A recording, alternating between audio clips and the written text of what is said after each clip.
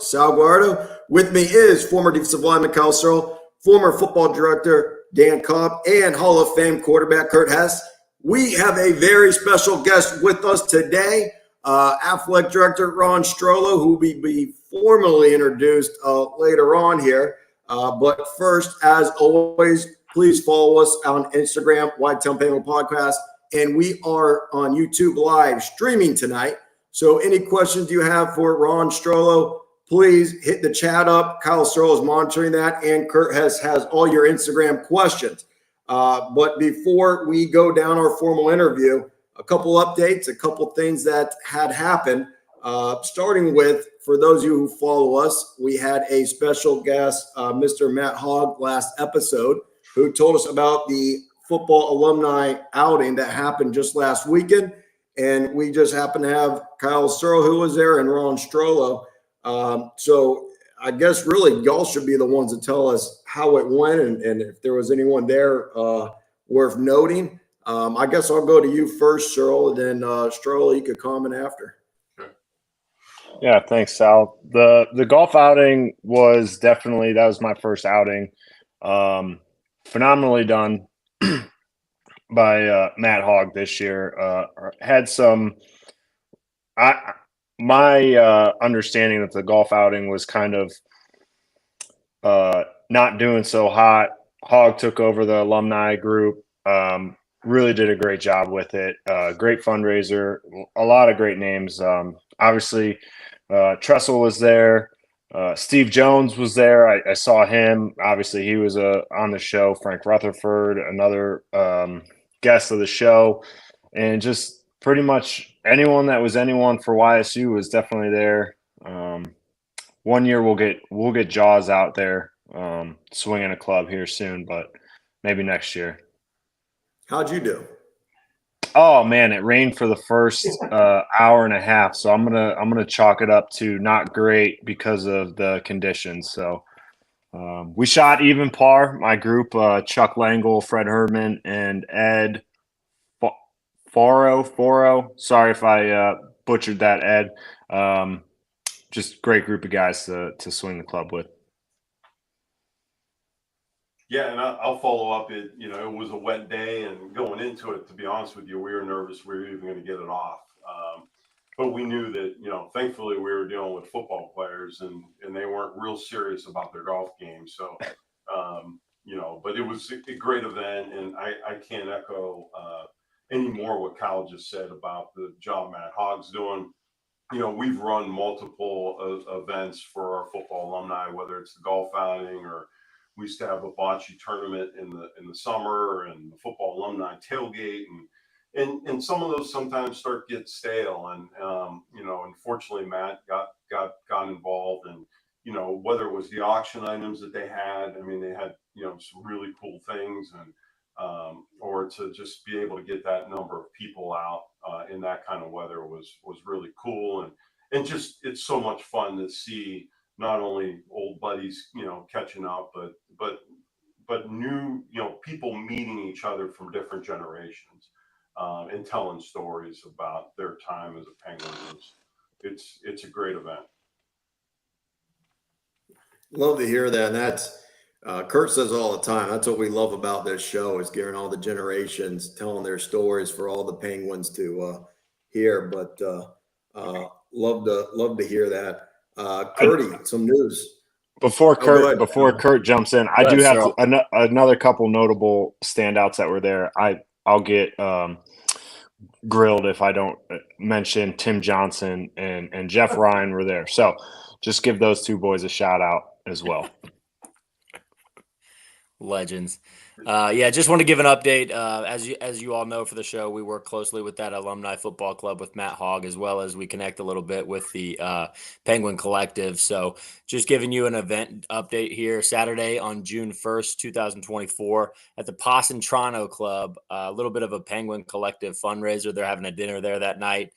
Sounds like there's going to be a live auction, live music, cigars, and just another way to kind of give back to the community. And that's kind of what we're all about here, is just connecting former players like Hogg's doing right now. And, Strollo, we were talking about that a little bit before, but also boosting our current players up too. We haven't really had any current players on, but this is a way that financially we can kind of boost those players and, stay hot on the recruiting trail, but also like the guys who are committed to playing with us who are on the roster. This is a way for us to give back. So again, June 1st, 2024, Saturday, Positano Club. There's going to be a Penguin Collective fundraiser. So if you can make it, try to. I know that's the night of Andrew Cinco's wedding, so Searle and I won't be there. We're going to go ahead and recommend that Cinco does not drive to the Positano Club that night.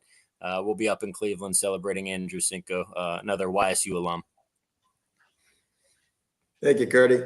Shout out Andrew Cinco, silver sponsor to the golf outing, by the way.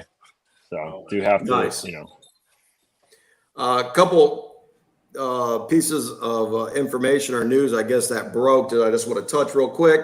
A lot of our listeners may know Missouri State has made their announcement. They will be joining the CUSA fall of 2025. Therefore, this will be the last season Missouri State is in our conference. We open up the Missouri Valley Conference actually at Missouri State. So that will be our last time. Personal opinion is thank goodness, because they are not very good. However, they seem to have our number.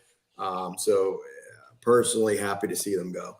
Other news is Sam Herder, who does the Hero Sports FCS, has released a top 25, a preseason one. I just want to go down and read some notable top 25 from the preseason. Just in conference, number 1, South Dakota State. Number 2, North Dakota State. Number 5, South Dakota. Villanova's number 6, who we open up against this year. Number 9, Southern Illinois Salukis. And then down to number 23 is your Youngstown State Penguins making the top list. And right after at number 24 is Illinois State. So 1, 2, 3, 4, 5, 6 conference, half the conference or more is in the top 25 to start the year. And of course, number 6, Villanova, is who we open up against. Very interesting to see. And we'll talk more about it on some later shows before the season starts. But before we get to our interview, over to Kyle Searle for our sponsor. Yeah, so once again, our sponsor, Leiden Oil Company, my boss, Paul Leiden, Laura Leiden, doing a lot of great things through the university, in the community, also helping us out with our show. We don't have a lot of expenses, but they picked up our tab for the advertising at the stadium, and just can't thank them enough for supporting us and Penguin Sports. So with that being said, Paul's new famous line is fueling the best for success, and he is behind the Penguins 100%. Thank you, sir. Let's transition over to Dan to introduce our guest. Yeah, first of all, thanks to the Leiden family.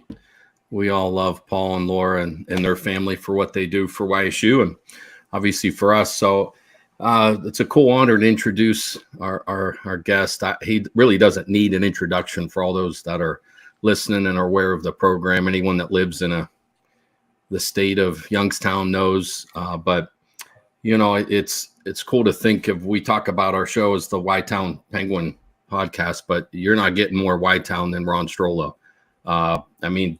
His career started, I'm old enough to remember when he played at Fitch High School. And you guys think he was just a football guy. Man, he could play some basketball too. And did you sneak some baseball in there too, Ron?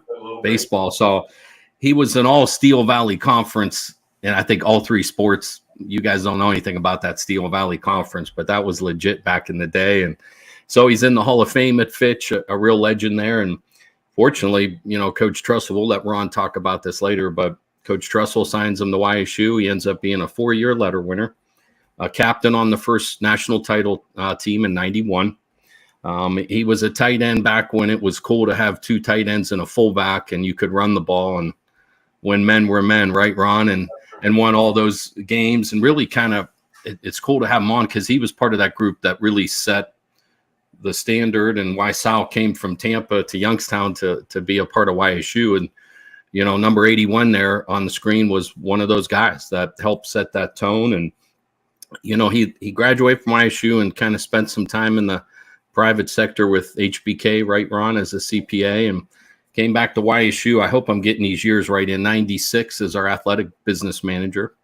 And then 5 years later, Coach Tressel gets the Ohio State job. And, fortunately, Ron steps in. They select him as the executive director of athletics. So 23 years ago and more, he's still here.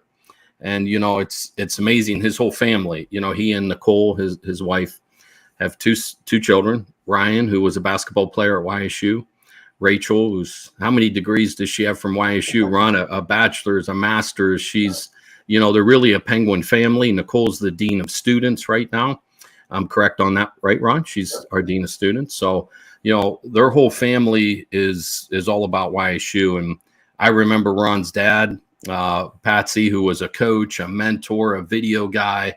The video room at YSU, guys, you guys remember, is named in Ron's, for Ron's dad, who was just a huge fan and helped so many guys. So there really isn't a better example of a Y-Town guy than Ron, and he's our director of athletics. And I was fortunate to work for him for a number of years. He got rid of me. I don't know. I'm still trying to figure out twice. He got rid of me twice. Yeah, I didn't raise enough money for him, but I think that's important to talk about, as much as what Ron meant as a player to the program. And again, you're not a captain for Jim Tressel and win a national title if you're not doing something right. And he was part of great teams, but it's what he's done as the director of athletics that I was trying to add up some numbers just in the last handful of years. Over $33 million Ron's been fundraising for, creating, having a vision for the facilities at YSU. I think we're pretty spoiled sometimes as to what we have, but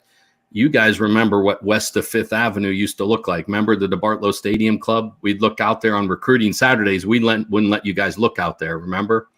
But now there's a softball field, a tennis center, a track and soccer field, and we have the Watts and the Beagley Center projects underway. I'm sure Ron will mention that, but what Ron has done to change the complexion of YSU has been amazing. And 33 million is just a number in the last couple of years. It's way more than that, but it's a real, I think, an honor for us to have an AD. I don't know how many other little podcast shows out there in the Missouri Valley have the AD on. So it's an honor. We thank you for being here, Ron. And I know we're going to have some fun. I know Sal mentioned we want to kind of turn it over to you and maybe talk a little bit about what's going on in your world and with your family. So. Hold on 1 second.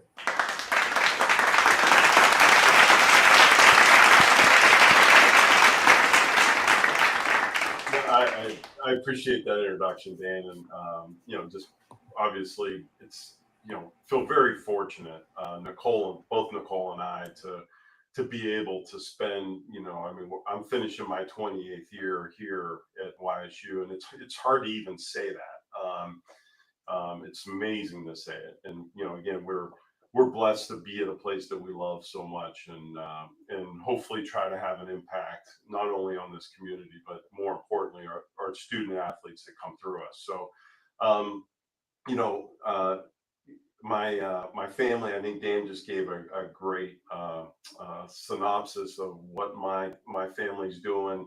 Nicole has been as much a part of all this as anyone else, and she's the dean of students here on campus, and again, serving our students here at YSU, and whether it's our son who played basketball here, got a finance degree, and his girlfriend of 8 years who played softball here, and our daughter who received her master's and bachelor's degree here, working in mental health.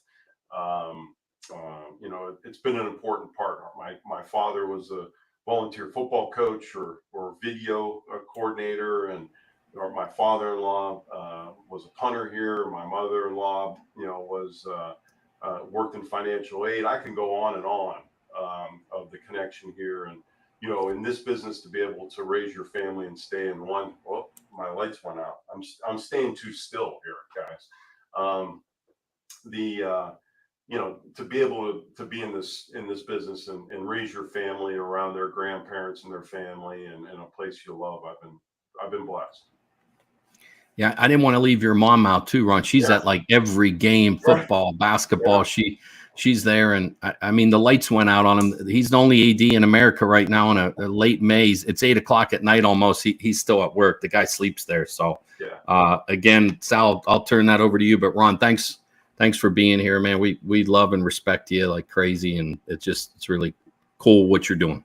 For sure. Go ahead, Curdy. I just got to say, even when you're on the podcast with us, you're still saving that energy. You're saving that electric bill, getting those energy saving lights. And it's just a great example of the fundraising that you still do, even in your own office. No, but if you don't mind, like, we're all college football lovers, social media lovers. Like, everything we see nowadays is just transfer portal, NIL, and all of this conference realignment.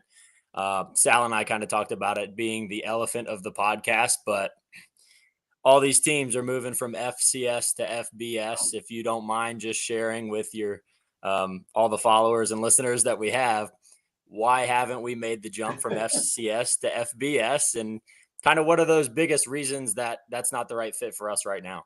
Yeah, and it's important for us to be in the right spot and associate around schools that have similar values than we do.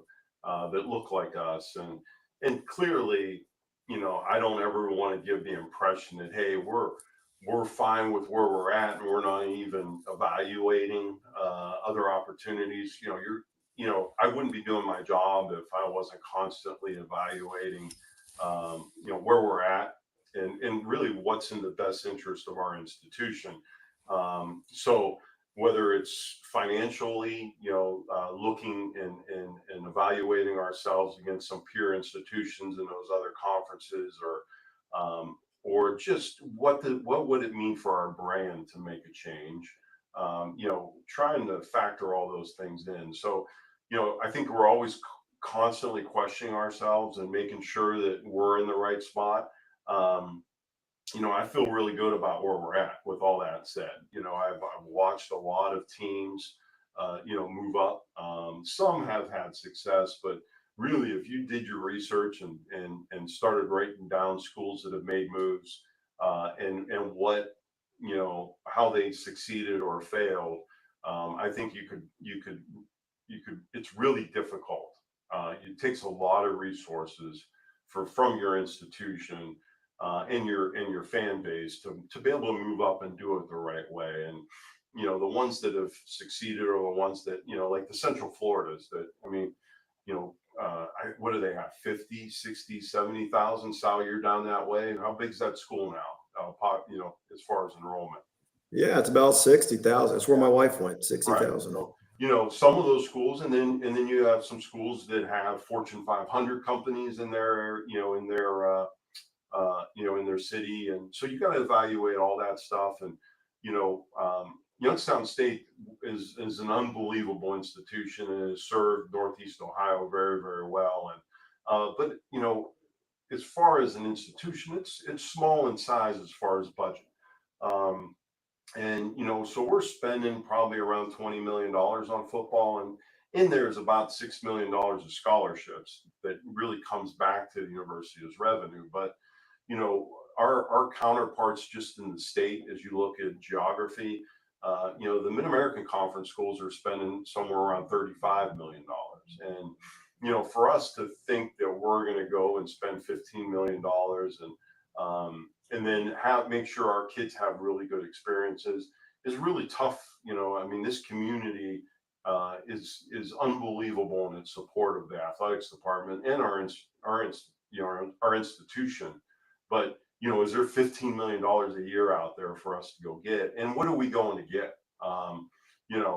I believe the top teams in our conference win the Mid-American Conference year in and year out. I don't think there's a doubt there. Just for the simple fact that we really can't get any of them to play us. And then they're playing, they're on ESPN, but they're playing on Tuesday and Wednesday, and I don't know, whatever other day. And, the camera angles have to be really careful because you can't show the stands. I don't know if I want to be in that world. I remember going to watch my son. We had an opening basketball game, YSU at Akron. I just came from one of our football games, drove to Akron, I was sitting in the stands and this football player came up to sell 50-50. And I bought some tickets from him. And just like any athletic director, I started having a conversation. I'm like, well, are you guys away today? Or, what do you're on the football team. It's Saturday. What are you doing? And he's like, oh, we played on Tuesday. And it was just the weirdest thing, to be honest with you. And, so, a lot of it's geography. And I think where we're at right now, we're playing at a very high level of football. Our other sports are in a great geographic position in the Horizon League. I feel really good about where we're at. I don't know if you got some of the presidents and maybe some of the athletic directors of some of the schools that have moved up or are in our geographic region. They probably wish they were playing football at our level, to be honest with you. They're spending a lot of money on intercollegiate athletics, and I don't, we're generating as much, if not more, revenue. So I feel really good about what we're doing. We got chances to go win a national championship, instead of playing for hopefully a weekend in Detroit, like some of the other schools are. So feel really good about where we're at. I don't ever want anyone to feel like, hey, we're just comfortable with where we're at. But we're constantly evaluating that. I can assure you that. And but there's you got to weigh the positives and negatives and have those hard conversations in your department and on campus. What that response really is a great segue to my question. And just as I said at the beginning of the show, Missouri State leaving to the CUSA. I don't like to say I told you so, but I promise you this time last year, I said Missouri State leaving would be probably the number one team to leave the conference. But really, ever since USC and UCLA got that invite from the Big Ten, conference realignment's been a big thing, a trickle-down effect on these TV contracts that the Big Ten, the SEC, I know we call it the Power Four, but of the Power Four, two of them are really peeling away financially, and it's leaving the Group of Five, like for all the reasons you just said with the last answer, are really just kind of being hung out there that they aren't even really a part of that, even though they're FBS. Where do you see the landscape of college football at large, kind of outside of Youngstown State, with the Group of Five, FCS? Is there ever going to be any type of partnership there, or the Missouri Valley with the Big Sky? Where do you see college football headed as far as the different levels? I've always felt like I've had a good feel of where the landscape was going. And I'd be lying to you if I felt like I have a good feel of where we're headed. And I say that because our business has changed so dramatically in the last, say, 3 to 4 years. And some of it is this conference alignment. Some of it is gambling. Some of it is the TV contracts. Some of it's NIL. So it's really has some people's heads spinning a little bit. I think it's led to some poor decisions that are affecting our business.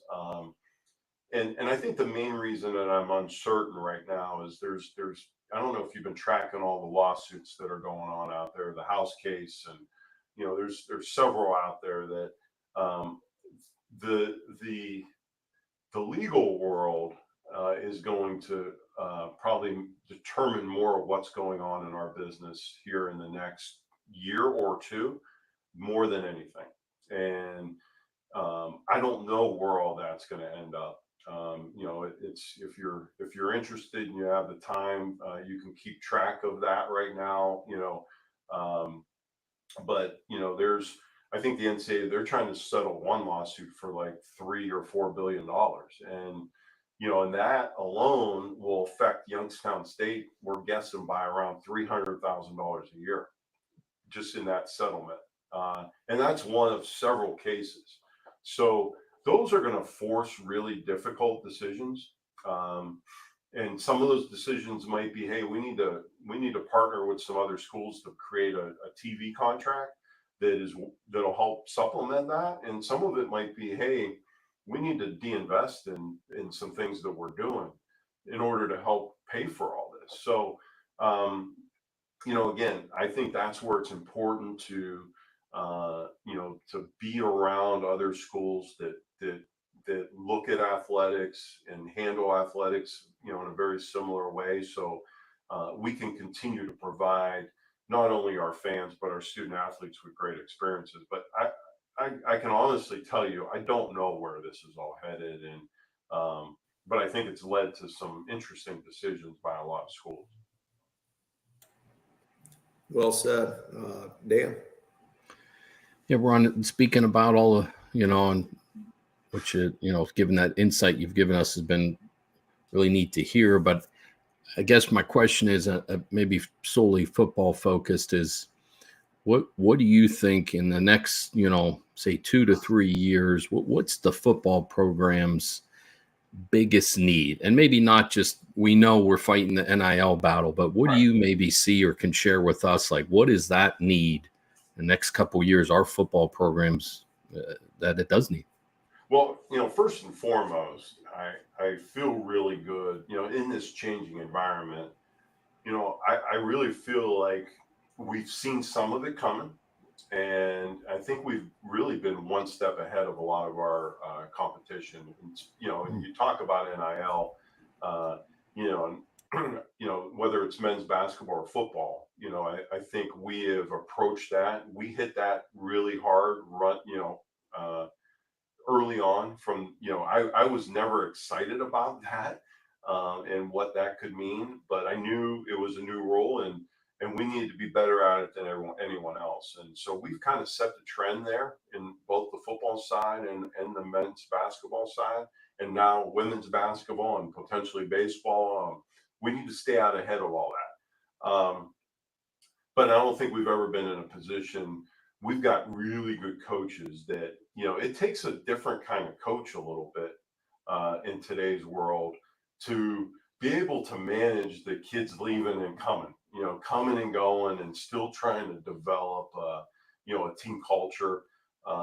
Because some coaches just, it'll wear them out. And I think Coach Phillips has done an amazing job of managing, our kids on the field or off the field. So, but, our program, our institution, our president and our board of trustees, have done a great job of providing our program with what they need, just what they can provide.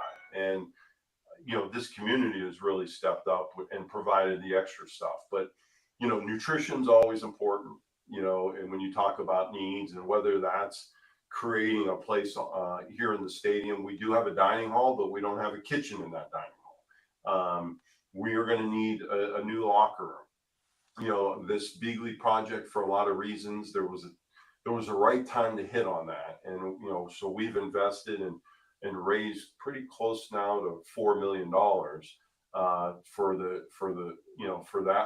that work to be done in Beagley Center. But we're always thinking one more step ahead, and so we're well ahead of trying to plan for a new locker room. Because, you want our kids when they walk in, when they want to know that football is important.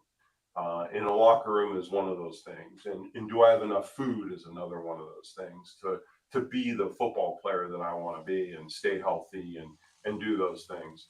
NIL is going to be critical here in the next 2 or 3 years. We need to continue to develop that.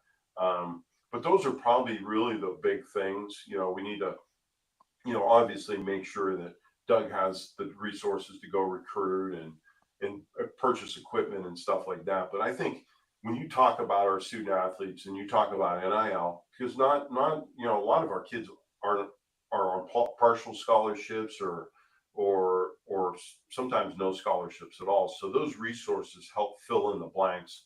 So those kids don't have to go find other jobs and do those things.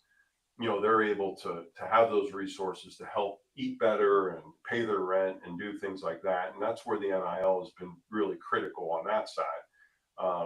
But you want them, we build it beautiful, and you were the major part of it. But Jimmy Tobacco and his family donated to give get us a great meeting space here in the stadium, and you just move on to the next project. Well, the next project for us is a locker room, and so when kids, whether they're recruits or players, walk in here and say, you know what, this is a place I want to be, because they take football serious here. And we think that way across all of our sports, but you want the wow factor when they walk on this campus and feel the energy that this campus is bringing and this community is bringing.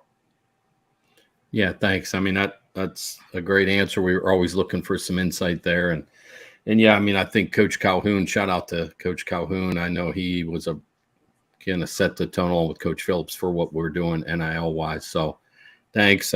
Kyle, we'll turn it over to you. Hey, thanks. Ron, phenomenal answers to some questions, really in-depth thoughts, and definitely something our listeners want to hear. A little bit of a toss-up question for you, a little bit easier. Cop mentioned in the intro that you are a Penguin through and through. So, just what is your favorite part of leading the athletic department for your alma mater? Yeah, I've got a unique opportunity to work at a place that I love, and I always remember being a student athlete and feeling when the success that we had, what it was doing and what it meant to this city, and even after I was done, sitting in the stands for those 3 years that I wasn't working here, to realize how important every win was to this community, and how much pride that we were able to bring to this community. So, for me, the best part is to walk into a football stadium that's full, that has energy, that there's a build up to that week, to walk into an NIT game in Bigley Center against Oklahoma State and have this place rocking, and having their AD come up and say, we haven't played in this atmosphere all year long. For people to leave here, whether it was us hosting the softball championship after our softball team won the regular season just a week or so ago, and have people come here and visit and look around and say, oh my gosh, I wish we had this on campus. I wish we had staff that cared that much about these programs. That self-pride and an ability to play or to work at a place that you love. And then, what no one really sees, but you guys understand, is to have impact on a bunch of young people, right? And some learn from you, most do. But, to watch them, grow in their time here and contribute and have athletic success, to watch them graduate. We've purchased now stoles that during graduation they wear, and it says student athlete on it. And to watch when we pass those out, a lot of times when we ask the student athletes to come pick up stuff, it's like pulling hair, like we got to get them over here. But I'll tell you, when they graduate and they know they get that stole, that red stole that they can wear on graduation day, they're lined up at the equipment room to pick it up. And to watch them graduate. And I sat with a women's basketball recruit earlier, and our goal is for them, when they're done, to be able to say, this was the best decision I could have ever made. When I talk to our staff and our coaches, ultimately, if we stay focused on that one question, will they be able to say, this was the best decision I could have made? We're going to stay focused on the right things, and to have impact on young people's lives is the older I get, the more it means. Awesome. Thank you. Yeah, I know I've obviously visited the campus quite a bit, and I also wish that I had half the stuff that they have now when I was there, but great job. Yep. Curdy. Hey, shifting gears a little bit, just want to say thanks, because you hired John Haycock and you hired Eric Wolford, probably the two of the most influential men in any of our lives in terms of Youngstown State. But talk a little bit about the hiring process for coaches, not necessarily football specific, but just across the entire athletic landscape. How involved are you? And then kind of who are those big decision makers that go into those processes? Yeah, I'm obviously I'm extremely involved. I don't know if there's a more important thing that we do. There's a lot of luck that comes into it. I'd be lying if I didn't say that. Because it's one thing to sit and look and see what they have accomplished on a piece of paper, and which one looks the best on a piece of paper. But you know, you're not doing the right thing for your programs, and you're not doing the right thing for those candidates if you're not trying to figure out which one's the best fit too. There's coaches out there that could be very successful at Youngstown State, and but some of them, although they might come here with a lot of success, because it's not the right fit, um, that it just might not work out. I don't know if there's a mathematic formula to figure that out. I think it's a gut. Um, you know, I I spend a lot more time on trying to figure out what kind of person we're hiring than I am on, hey, how well do you can you draw up a play or anything like that. I think we try to hire good people that are really smart, that work really hard, and that have a lot of pride and are competitive, right? If you hire smart people that are competitive and are going to grind it, they're going to hire those type of people, and that's what your kids want. That's what your community, especially this community, that's what they want. And you know, other than their family at home and their faith, this needs to be the next most important thing in their lives. And if it's not, and they have all these hobbies, and you got to start wondering, because every second away from coaching and away from our current kids is not time well spent. Does that answer God, I your appreciate question? Yeah, And a little luck. Yeah, for sure. First, those of you listening on YouTube Live, I see your questions. We're definitely going to get to them at the end of the show. Cyril's probably going to rank them for the best questions and ask as many as he can at the end of the show. But over to my question. I've said this, Ron, multiple times on the show. Love that you scheduled a home and home with Villanova. A lot of common things there. We're both Blue Buds and FCS. We both recruit that Pennsylvania, mostly Western Pennsylvania area. They're number 6 now that we're opening up and going there. That's really cool. I've said for a few times, and not saying it has to be Villanova, it could be anyone. I just think Villanova is a great candidate. Having an out of conference rival at the end of the year, mostly just because there was a couple seasons while I was there that weren't so great, and we were 4-7, and it would have just been really exciting to have a rival to look forward to, and something to play for, and something for the fans to look forward to. Any potential or reason why you do or don't like the idea of having a good brand to really have us create an Ohio State, Michigan, if you will, at the end of the year? Right. Yeah, that's a great question.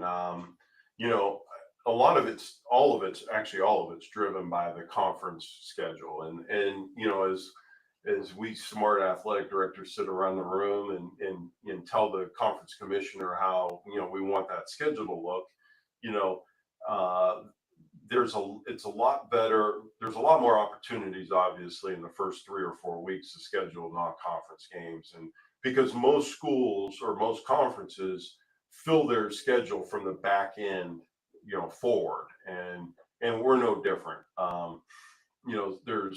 I think the SEC has opened up that last weekend sometimes, but for us to find the non-conference games that we want, I think we've always found that having a conference schedule that's pushed to the back um, of your schedule is the way it works. So, the reason we haven't scheduled those games is because we have conference schedules out 5-6 years, and they really fill the last 8 competitive weekends. So, but I can't argue with what you're saying. I never really put a lot of thought into that, but it would probably take those conferences too to leave that opening at the very end of the year.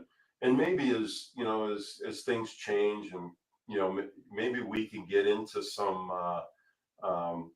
conference affiliation type things that hey, two conferences agree that we're going to leave the last weekend open and we're going to set up some rivalry games. But I think that idea is pretty cool, to be honest with you, because you're right.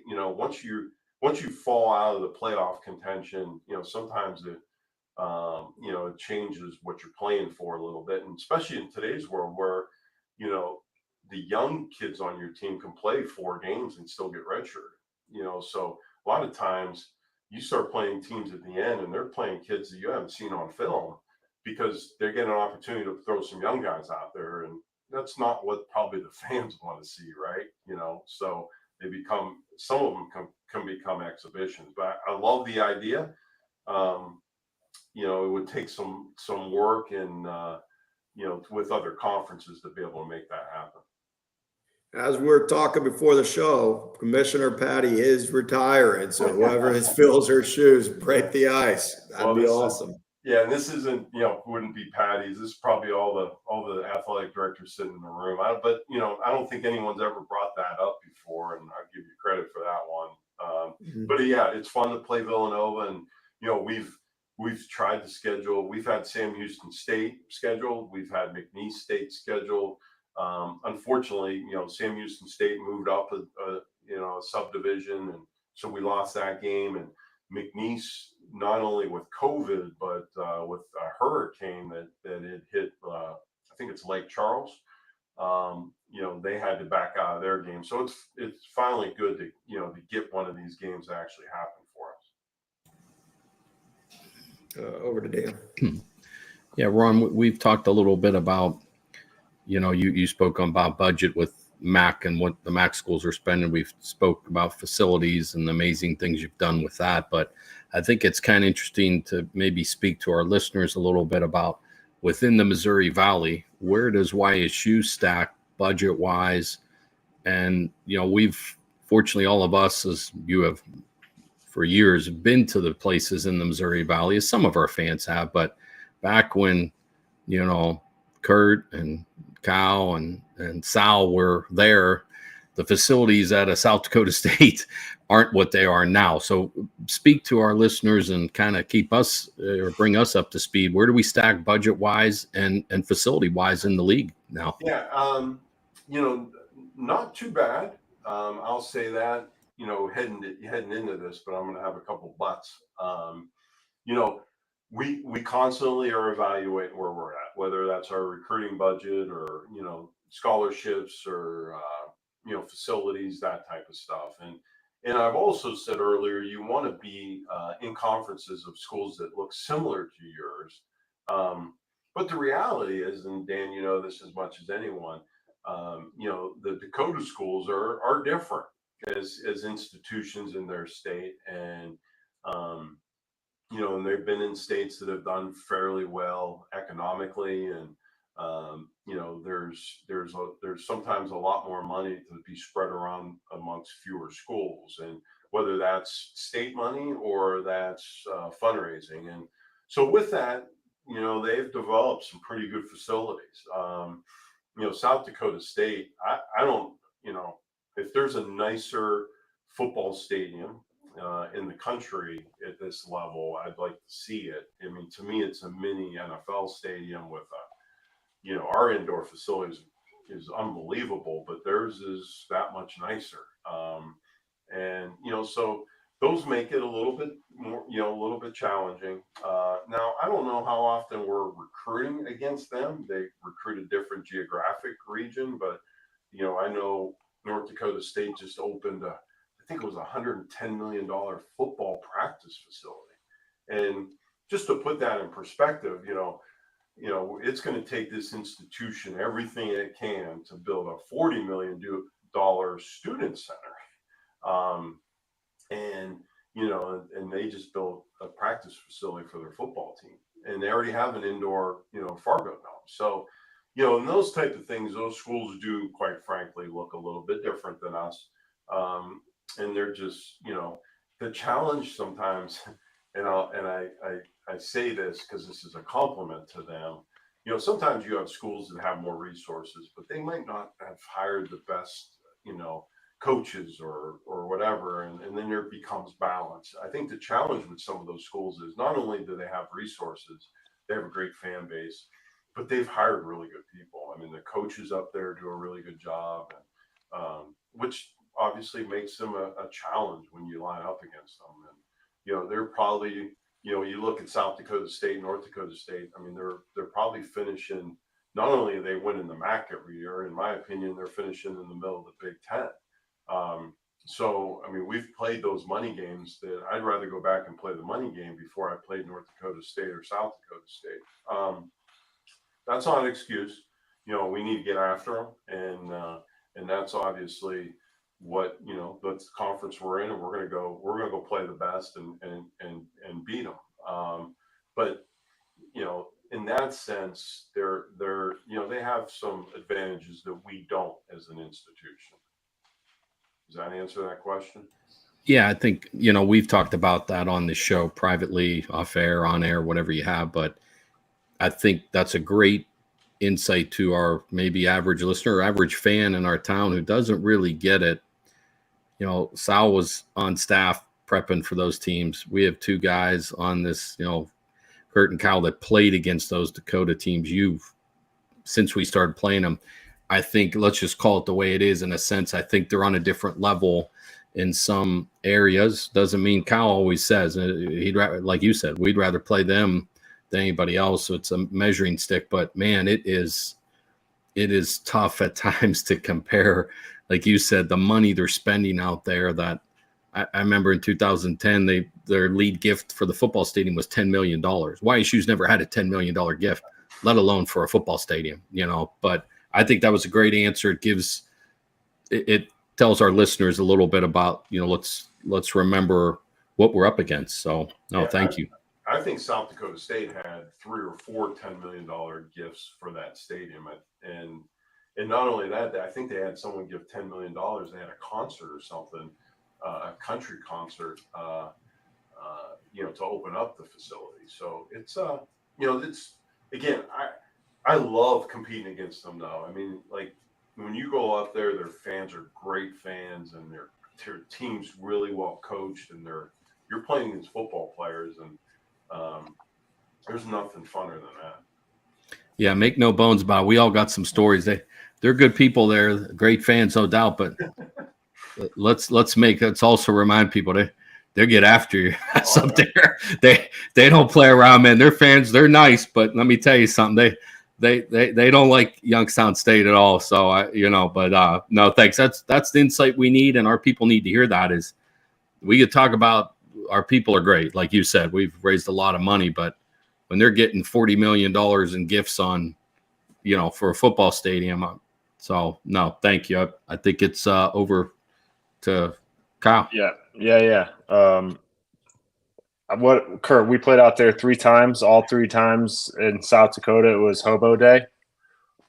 Yeah, something about penguins on Hobo Day, I guess. I don't know. Yeah, I don't know. It's a big party out there. What is that who called DJ Main Larry Bird? Was that on Hobo Day? It was either that or North Dakota State, one of the two. But you know, I'm playing the Mega Millions. I'm playing the Powerball. I promise I'll get a $10 million donation if I hit it. All right. What else here? Just to expand on Cop's kind of question, you know, how is this program positioned to stay competitive in terms of the recruiting, keeping guys? Obviously, we've talked about NIL and the transfer portal. So what are we able to do to continue to chase championships and keep guys after they develop and not lose them to some shiny new car at the you know, on the dealer's lot? You know, it's just I've been very frustrated on the show privately, just about, you know, we have good talent, we develop good talent, and then it seems like it doesn't matter. There's no loyalty anymore. So how do we as a program stay positioned to keep guys and continue to chase those championships? Well, first, I think you got to realize that unfortunately you're going to lose guys. I think you got to understand that you can't settle for that. It's a different culture, to be quite honest. I for one couldn't imagine walking into my locker room and saying, "Hey, I'm out of here," and to my buddies that ended up being at my wedding and my kids call uncle. But the culture is different, and I don't know, if it's. I think these kids have a lot more people in their ear, um, and the culture's changed to, what's in their best interest, and we never played like that or lived like that, but that's not, and that doesn't go across the board, but you know. There's definitely a change of culture that it's what's best for them. And what's amazing is when they walk in the locker room and saying, "Hey, I'm quitting and I'm moving somewhere else," their teammates are happy for them. And to me, that's kind of crazy. So I think you got to understand it a little bit, and you can't accept it, but you can't let it bother you. And again, you get beat up for a second when they're sitting in front of you and saying, "Hey, this is why I want to go try a different, opportunity." Um, and you also have to be self-reflective in the sense of, all right, why are you leaving? And making sure that it's not because there's something we're not doing, and I think Doug and all of our coaches have built a good culture. I think it all comes back to culture. If you have a chance of keeping kids, or keeping as many as you can, it's got to be, you got to build a culture of them trusting you. And there's no question Doug has done that. But where you're going to still see, kids leave, and sometimes that's not a bad thing. If they're bailing on you now, what's going to happen when it's fourth down and it's raining, and they'll bail on you then too. So and then you just got to go out and you got to wake up the next day and go replace them, and continue to. I think our coaches, both on the football side and really on our men's basketball side, are also looking for the type of kids that we need. And I wouldn't be surprised, you're here. I'm hearing more and more about, hey, go get the right type of kid before a kid that runs a certain 40 or whatever.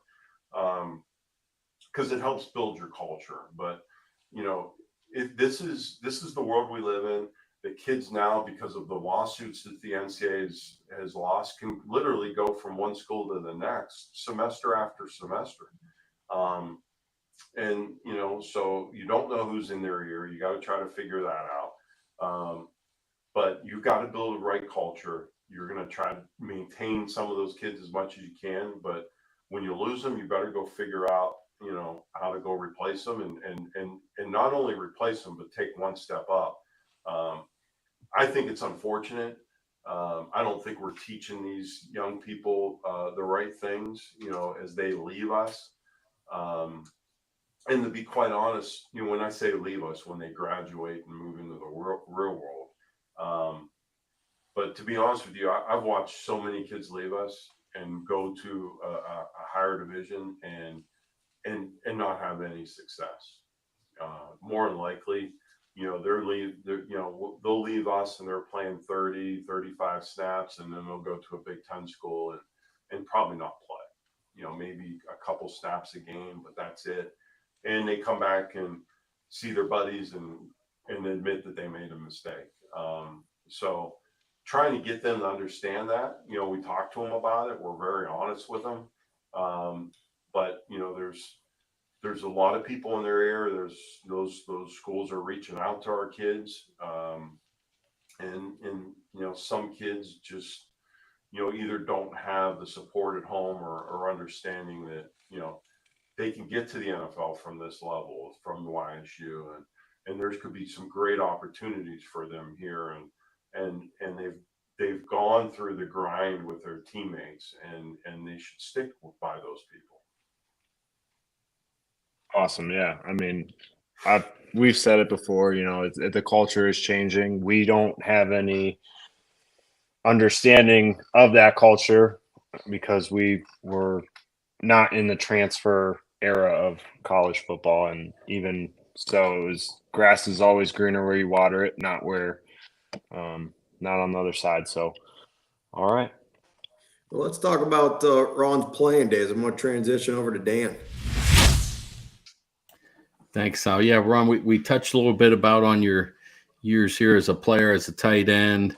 Those years, 1988 to 91, right? So you were good enough there that no red shirt. You got right into it, and that legendary number 81 that you wore. And I thought about this question. I thought about, well, what might someone who is young like the other three guys on this show, not old like you and me, as to, who recruited you, and you played it on some amazing teams. I always wondered who was the toughest guy you went against in practice every day at YSU, because we have guys on this show from your era that listen, and that might be a cool shout out. But those two things, who recruited you, and when you lined up doing hoot and holler back in the day, who was the toughest guy you went against? So Ken Knatzer recruited me. I don't know if you guys got to know K-Dog, right? You can't stop hearing about him. Every show somebody brings him up, and it's like we got to have this legend on. He was at the golf outing. He said he's coming on the show. So just K-Dog.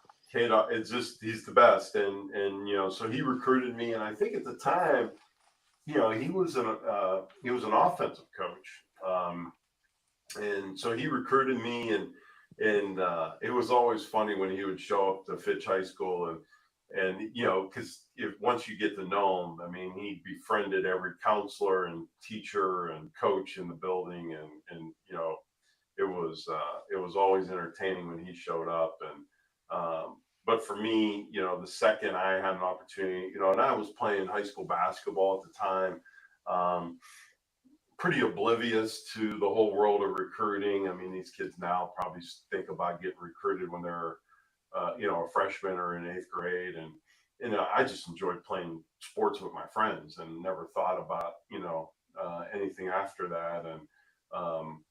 And we had some success at Fitch, and just to be recruited and get letters and get opportunities. I know my senior year, I had an opportunity to go up to Michigan and Michigan State on game day visits. And, to me, I was a fan. I watched those guys warm up, and it was pretty obvious to me that I was going to be able to play with them.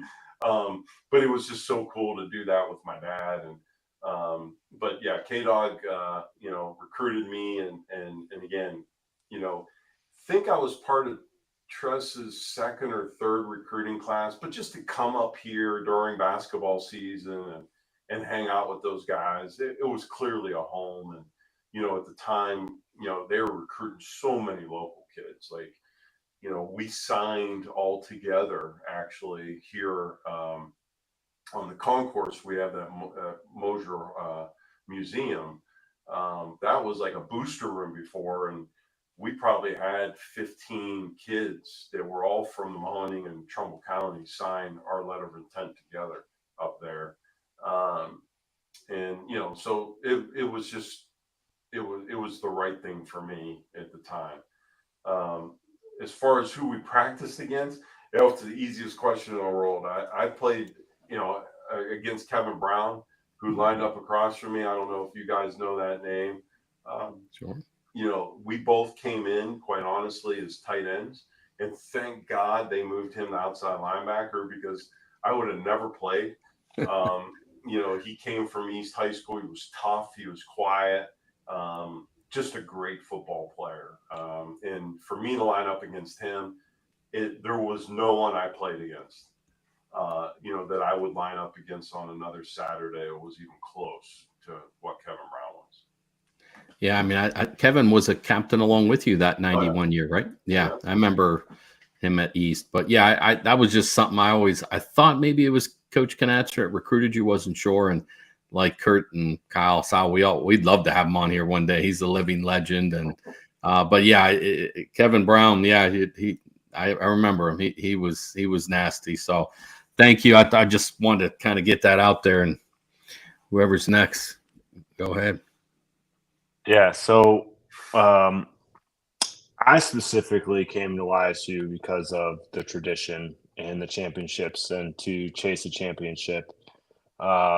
You being captain on the first national championship team, talk to us about what it takes to get over that hump for a program that's never been there.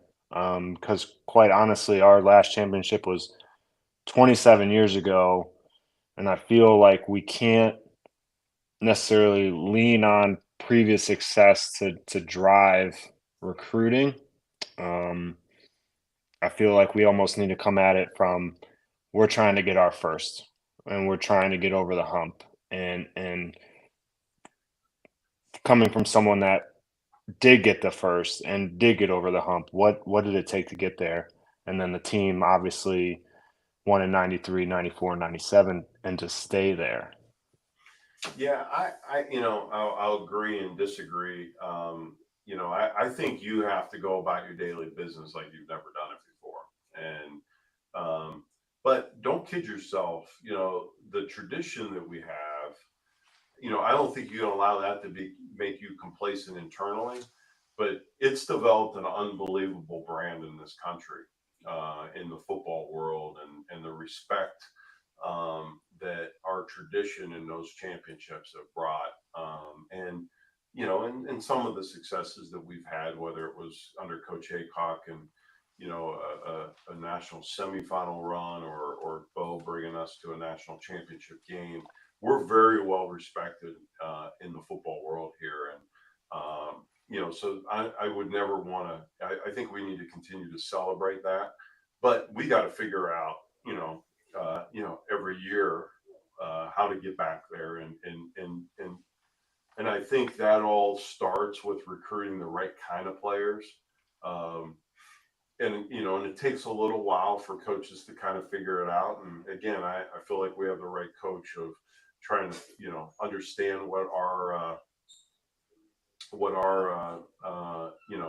our tradition is, but what it's going to take to get to, get back to the top of the hill. But I don't think you get there by knowing, thinking, hey, we've been there before and it's going to be easy.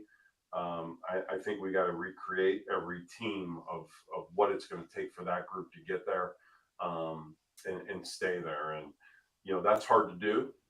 Sometimes it's just easier to get there once. It's harder to stay there. But as long as you continue to work really hard and do things the right way, I think, it's one step at a time. Yeah, get 1% better every day, right, Kurt? Yeah, man, I love that answer. I'm gonna write that on my wall or something, man. That was awesome. I got a lighter question for you, Yeah. Strollo. Just as a player, what type of leader were you? What would your teammates say about you? And then how has that helped your role as AD right now? That's a great question. I don't know what they would say about me. It's still one of the greatest honors, in my lifetime to be selected as a team captain. I can assure you that, and you guys know that. It was a great honor, and I don't know what type of leader I was. I mean, hopefully I showed up every day and played really hard and really played to win. I think, to me, it wasn't about the individual stuff, and you weren't going to get that, in that era. I was a tight end, but you weren't going to get a lot of catches, and but it was about loving your teammates and understanding that we all had one common goal, and that was just go out and win every weekend. And for us, I wouldn't, I always dreamt, at Fitch, we made it to the state semifinals, and, I always wanted to win the state championship, and whether that was in baseball, basketball, or football. And when I came here, there was an opportunity, I felt like, to win a national championship. And I don't know if I had a clue of what that meant. But that was always a dream of, I remember, you remember those failures, in high school of walking off that field with a loss or whatever. And I always wanted to feel like when I walked off the field as a winner. But what's interesting is I think when I got to my senior year, we had so much fun playing together and caring about each other that literally all we talked about is we need to go win this playoff game because we just want to play another week.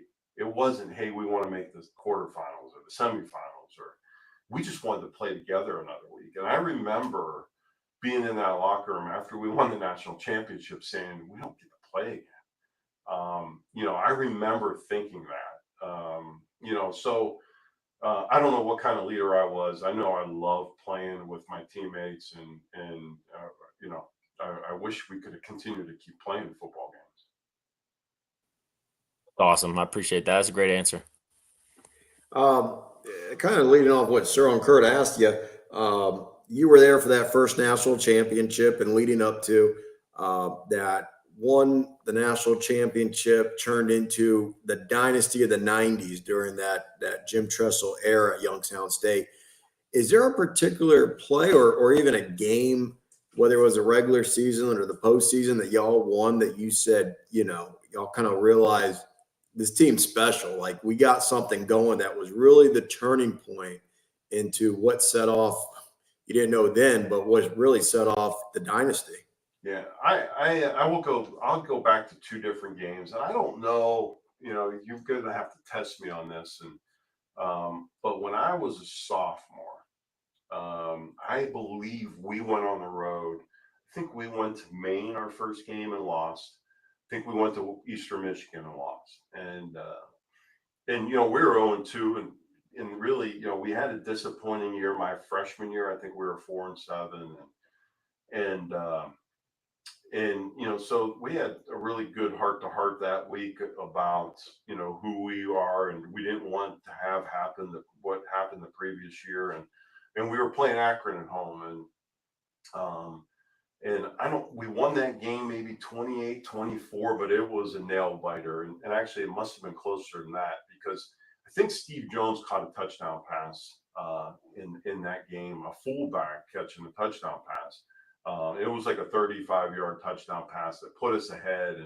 And then I think Akron drove the ball.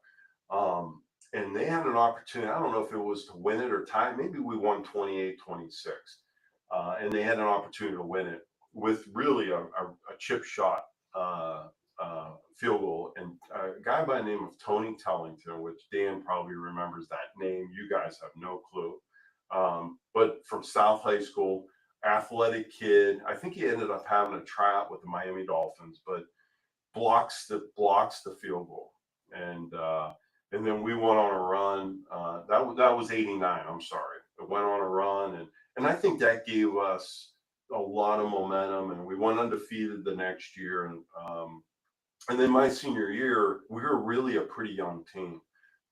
We had some seniors obviously that competed, but that team that ended up playing in 92, 93, 94, those guys were all freshmen, my senior year. And it took them a little while to get going. And I think we were 4-3, and we had an open week. And then we were going down to play Georgia Southern. And I think at the time, Georgia Southern Stadium had been open for like 12 years or something. And they had lost a total of like 3 games. And we went down there and we played so hard. And we won that game, and we won our last 8 and won the national championship. And, winning that game really propelled us, because we felt like we went down, and at the time, Georgia Southern was winning national championship after national championship. And the coach was a legend. But we went down there and won that game, and just had the confidence then. Number one, had the confidence we could beat anyone. But number two, our young the young people on that team, the ones that became All-Americans 2 or 3 years later, had some experience under their belt, and we just kept playing football. Love that. Last question from us. I ask every Penguin. This is my favorite, just kind of really open-ended question.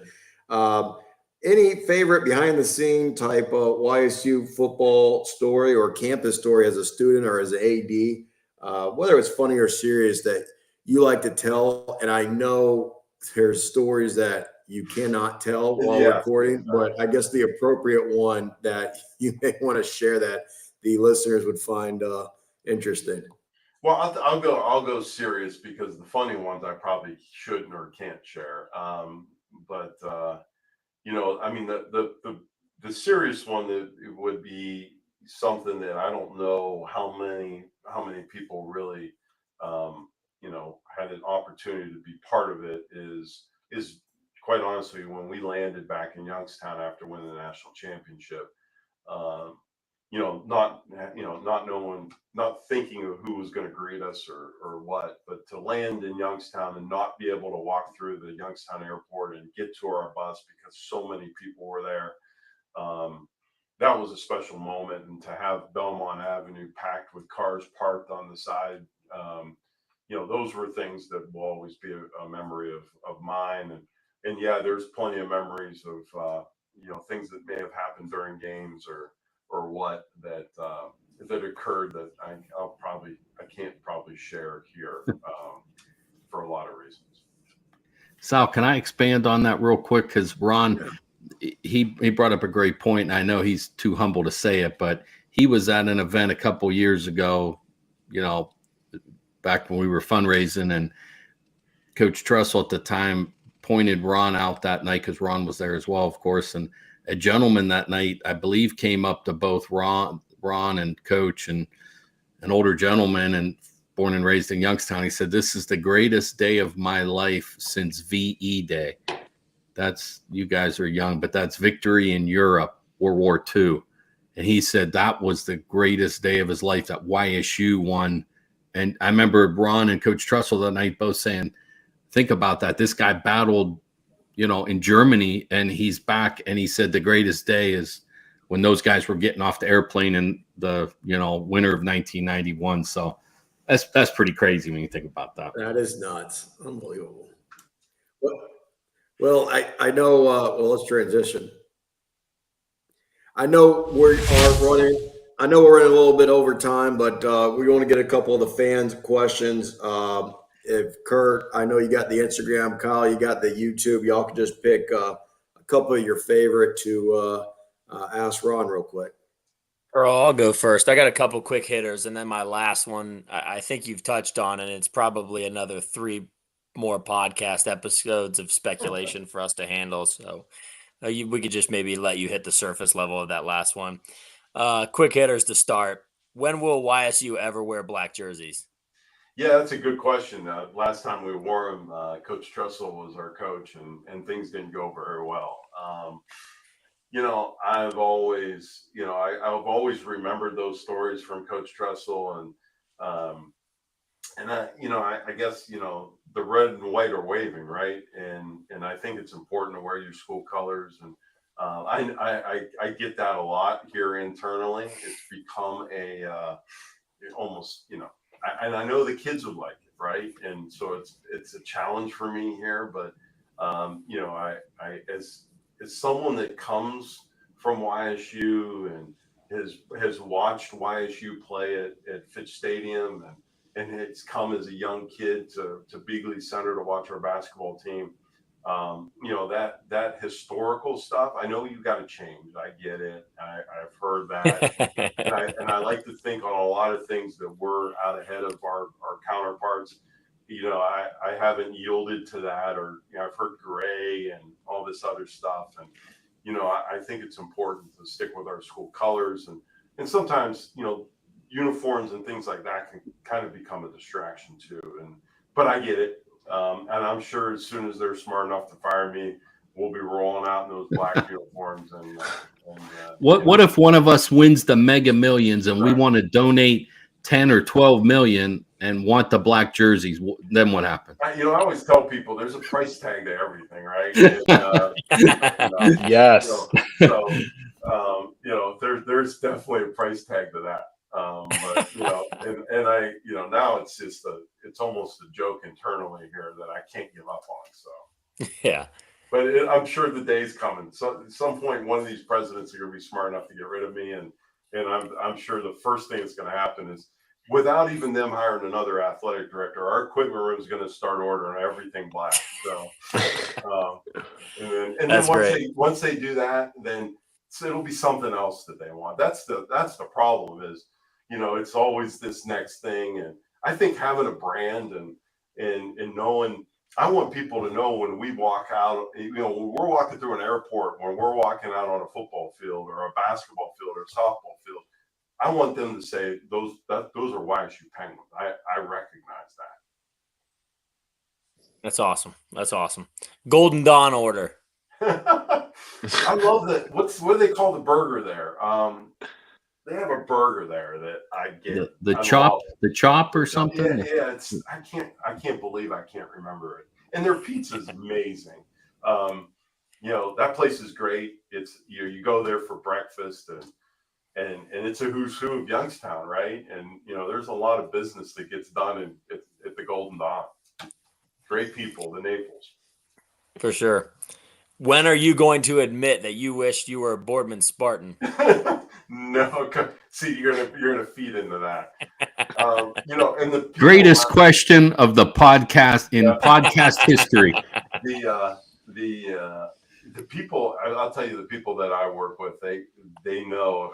My kids went to Ursuline High School and they had a great experience at Ursuline. But I'm always a Falcon, and I couldn't be any prouder right now. My niece plays basketball and is on the softball team that last year just won the state championship. And they're playing in the regional finals here on campus actually tomorrow. But I'm a Falcon through and through. There's no doubt. And actually, our '86 team that made the state semifinals is getting inducted to the Fitch Football Hall of Fame. And my senior year's basketball team a couple of years ago got inducted to the Hall of Fame. So I'm looking forward to seeing all my buddies on August 23rd and August 24th. I'm looking forward to it.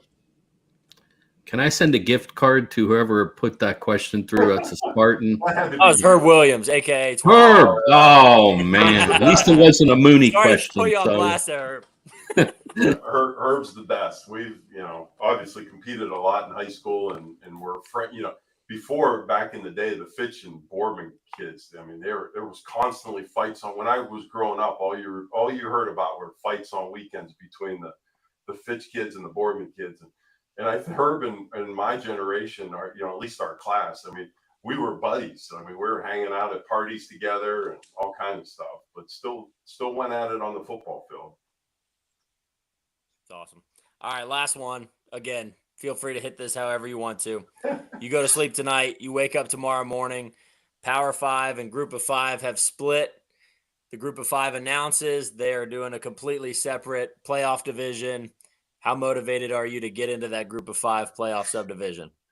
Yeah, I mean, we've always talked about being that next level. And, and I know that right now the Group of 5 is kind of created maybe their own level. I think, again, I think we got to evaluate what they look like and who they are and what are those institutions look like. I think we still have to keep going back to being around institutions that look like us. It's one thing, for a fan to just sit in the stands and watch two football teams play, but there's a lot that goes behind that. And, I sure would never want to, there's going to be some limitations to what our options are going to be, but we always want to be playing at the highest level we can possibly play, and right now that's where we're at. I don't know if that Group of 5, I don't know how they can continue to pay, to support what they're doing, and so at some point, if I were a betting man, that that group in the top tier of FCS will come together at some point. Because I just can't, I don't understand how they can afford and look their general students and their faculty and even their communities that, that they're investing the kind of money that they're investing in athletics and what their return is. Mm-hmm. Awesome. Go ahead, Cyril. All right. I got two quick questions from YouTube Live. Joe, I can't get to both of them, but I will say, we've touched on the NIL tonight. How is the relationship between the athletic department and the Penguin Collective with the NIL? Has there been any challenges navigating that? I mean, it's new for everyone. So just. Once again, I think, we were out ahead of everyone else and creating the collective, and we're so fortunate that Tim Petrie and that team over there, a lot of schools at the time were trying to manage collectives that were just popping up, and they were kind of going rogue a little bit, breaking NCAA rules, and we were just so fortunate that we partnered with them early on, made sure that not only were we not putting the university or our coaches and student athletes in jeopardy of losing their eligibility, but we were also providing a lot of resources to our players, and our whether that's giving them tax advice or other professional advice. So the education piece, and the fact that we have an accounting firm and a really strong business in town running our collective, we're doing it the right way, and we're getting phone calls, not only sometimes to recruit our staff to go build the same thing that we've built at other places, but trying to figure out how we're doing it here. All right. And Michael Matzinger, super fan of the show. He helps us out a lot, gets us tons of information behind the scenes. Love chatting with him when I run into him in town. He's curious if we ever schedule a quote unquote money game in Florida, simply because we do have a strong alumni base in the state of Florida. One of them sitting on your screen here currently. No, we've tried multiple times to get down there. I've been on committees with the Florida AD, and it just hasn't worked out. Obviously we would love to stay via bus, but if we're going to get in a plane, it's the state of Florida that we want to get to. We got a lot of alums down there, a lot of retirees down there. We'd love to go back down there, but you get into certain states, and they're if they're going to play money games, they're going to play those schools within their state. But it doesn't mean that we don't reach out to those schools. We reach out to pretty much all of them, to be honest with you. And I'd love to get down to Florida for sure, but we'll keep trying. I think we're scheduled out to about 2028 right now with money games, but any opportunity we would get to get down there, we would jump at it.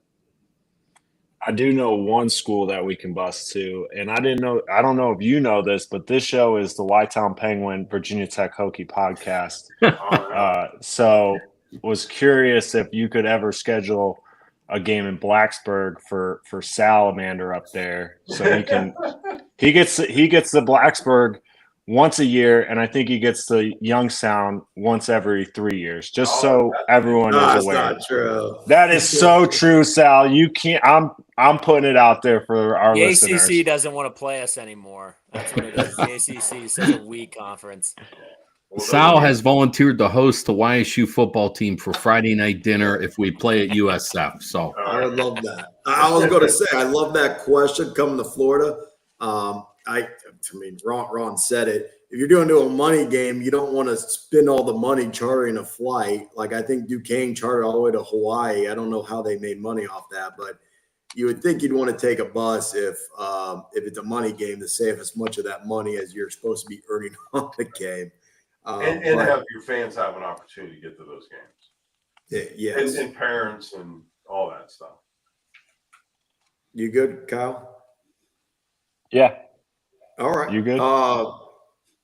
Ron, I know we ran over, so I appreciate a lot of your time that you've given us. Any last words or comments you want to give to Penguin Nation before we wrap things up? No, honestly, appreciate you guys. I hear a lot about this podcast, so you're definitely getting a lot of steam. So you should be proud of it, and just talking YSU football and YSU athletics. It means a lot, to be honest with you. So I appreciate your guys' time doing this and your passion behind YSU football. And I know there's a lot of alums and football alums and just fans that are tuning in, and I think it's good for them to get to meet some of our alums and people that have made YSU what it is, and and the current staff that we have here. I think it's a great opportunity for us. So I appreciate what you guys do. Thanks for being with us. I appreciate Thank you. Absolutely. Anytime. Yeah, and I think I speak for everyone when I say we definitely appreciate all the hard work and everything you've done for our university. It's been great to go back and see all the new things and watching all the teams compete at the highest level. So we definitely thank you.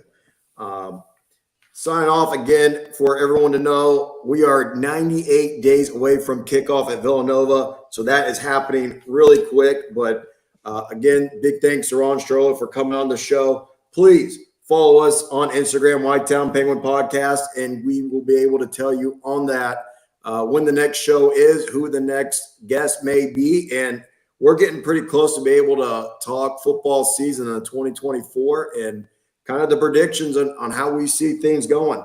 Anyone have anything else before we shut it down? Good. Sounds Thanks good. again, Ron. All right. Thank you. Again, this is the Youngstown Penguin Football Podcast. I am Sal Guardo. That is Kyle Searle. That is Kurt Hess. That is Dan Kopp. And thank you for signing in. And as always, go Penguins.